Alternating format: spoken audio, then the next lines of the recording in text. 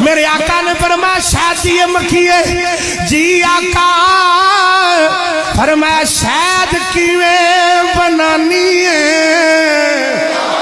عرض کی تھی آقا میں کدے اس باغ میں جانی ہوں وہ تو پھلاں دا رس چوسنی ہوں کدے اس باغ میں کدے گلاب دا پھل کدے کوئی پھل میرے آقا نے فرمایا سارے پھلاں دا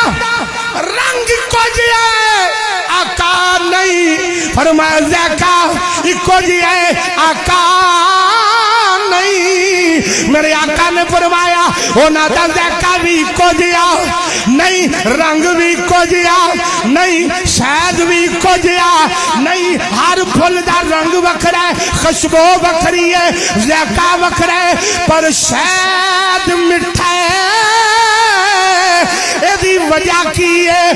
وجہ کی ہے شہد نو مٹھا کیویں کرنی ہے مکھی دی گل سناؤں لگا انسانانو اگر سمجھ آ جائے مکھی آندی ہے مدینے دیا تاجدارا اے سونیا ودوہا دے چہرے والیا واللیل دیا زلفاں والیا مازاق دے نینا والیا سونیا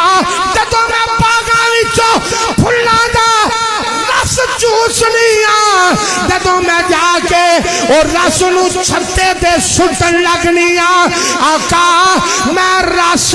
بعد سٹنیا پہلو تواڈے تے درود و سلام پڑھ لینیا آقا پانے پھل کوئی ہے رنگ کوئی ہے ذائقہ کوئی ہے اسی درود و سلام پڑھ دیا جانیا رب اس رس نو شہد بناندا جاندا یا نبی سلام علیکہ یا رسول